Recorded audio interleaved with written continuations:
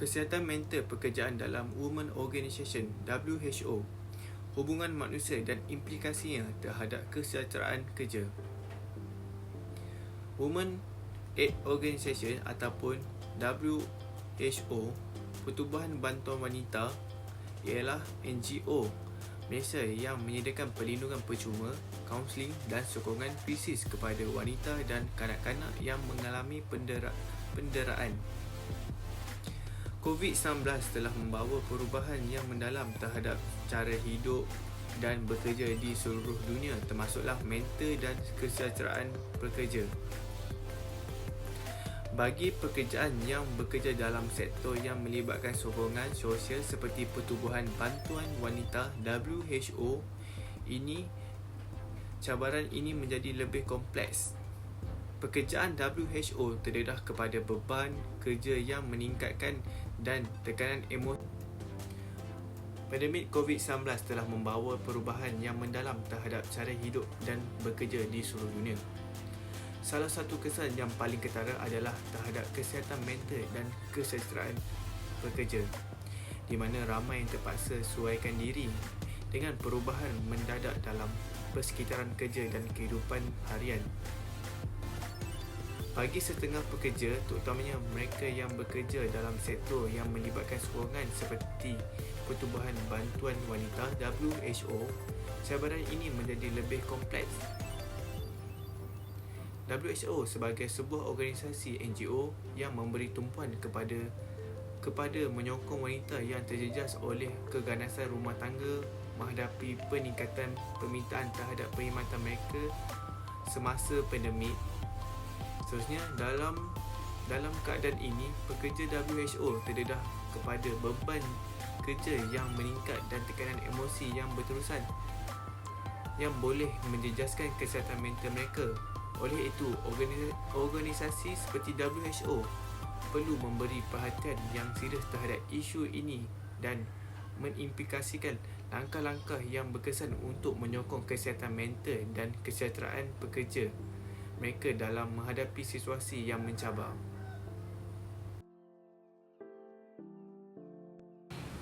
Signifikasi kesihatan mental dalam hubungan manusia dalam pentadbiran.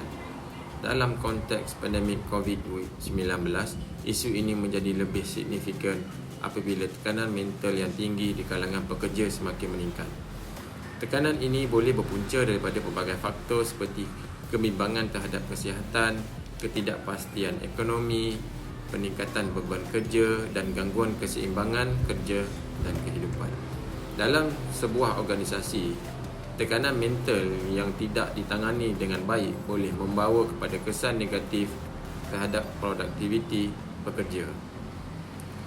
Menunjuk gambar sebelah, penyelidikan oleh WHO menunjukkan bahawa kehilangan produktiviti yang berkaitan dengan masalah kesihatan mental boleh menyebabkan kerugian ekonomi.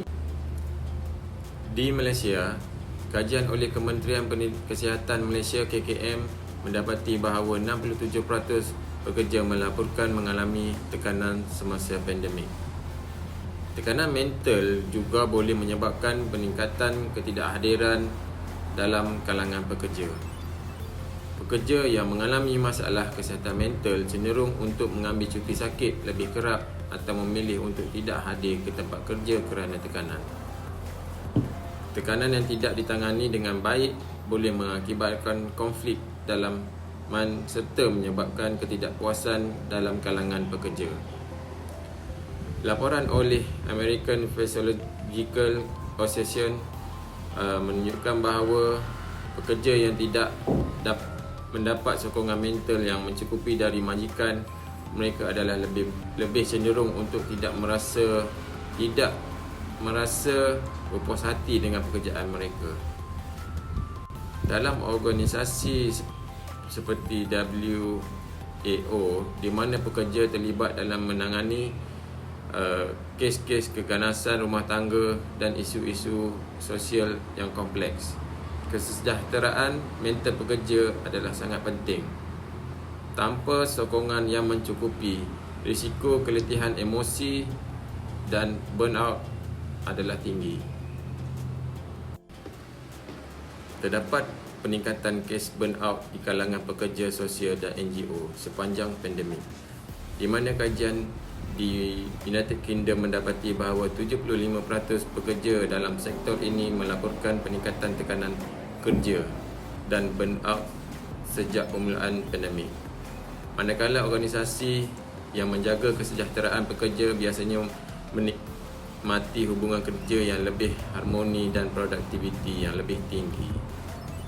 National Alliance on Mental Health NAMI pada tahun 2024 mendapati bahawa pekerja yang merasa kesejahteraan mereka dijaga oleh majikan adalah lebih cenderung untuk melaporkan tahap kepuasan kerja yang tinggi dan terlibat secara aktif dalam tugas mereka.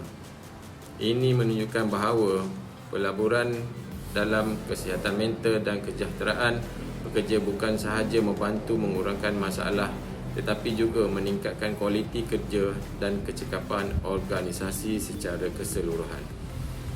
Oleh itu, menjaga kesejahteraan mental pekerja bukan sahaja penting untuk kelangsungan operasi harian tetapi juga untuk mencapai misi dan visi organisasi dalam jangka panjang. Dengan ini, WHO dapat memastikan bahawa pekerja mereka kekal bersemangat, produktif dan berdaya tahan dalam menghadapi cabaran yang mendatang.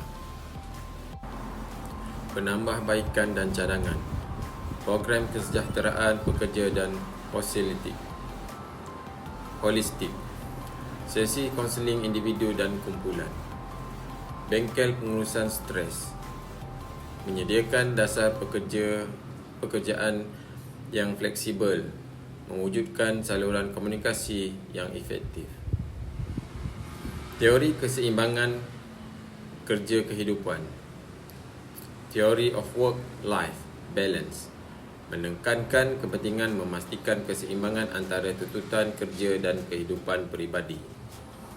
Pekerja cenderung untuk mempunyai kesihatan mental yang lebih baik dan lebih bersemangat untuk bekerja. Teori hierarki keperluan Maslow menekankan keperluan asas seperti keselamatan dan kesejahteraan mental yang perlu dipenuhi sebelum seseorang mendapat mencapai potensi penuh mereka. Dapat memastikan bahawa pekerja merasa selamat dan sejahtera, mencapai hubungan kerja yang produktif dan harmoni. Pendirian dalam isu kesihatan mental dalam hubungan manusia dalam pentadbiran. Kesihatan mental sebagai fokus utama dalam amalan pentadbiran. Elemen ketika yang mempengaruhi keupayaan seseorang pekerja untuk melaksanakan tugas dengan berkesan dan kesan berdaya tahan. Kesihatan mental tidak lagi boleh dipandang remeh kerana impaknya terhadap hasil pekerjaan. Melihat kesihatan mental pekerjaan sebagai keutamaan yang sama penting dengan pencapaian matlamat organisasi. Dapat membina hubungan kerja yang lebih harmoni di mana pekerja merasa dihargai dan dihormati. Pekerja lebih cenderung untuk berkomunikasi secara terbuka, terlibat dengan lebih aktif dalam kerja mereka dan menunjukkan kesetiaan yang lebih tinggi terhadap organisasi. Pentadbiran sebagai pemudah cara yang memastikan kesejahteraan pekerja diuruskan dengan holistik. Memperkenalkan dasar dan insentif yang menyokong kesihatan mental. Mengambil peranan aktif dalam mengenal pasti tanda-tanda awal masalah kesihatan mental dalam kalangan pekerja. Mengambil langkah-langkah pencegahan yang proaktif.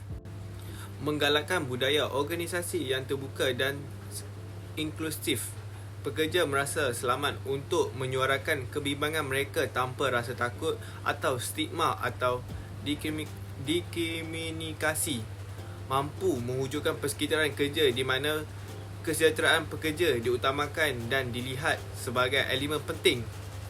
Dalam konteks Pertubuhan Bantuan Wanita WAO, peranan pentadbiran menjadi lebih kritikal kerana pekerja di sini berhadapan dengan situasi yang penuh dengan tekanan emosi dan trauma.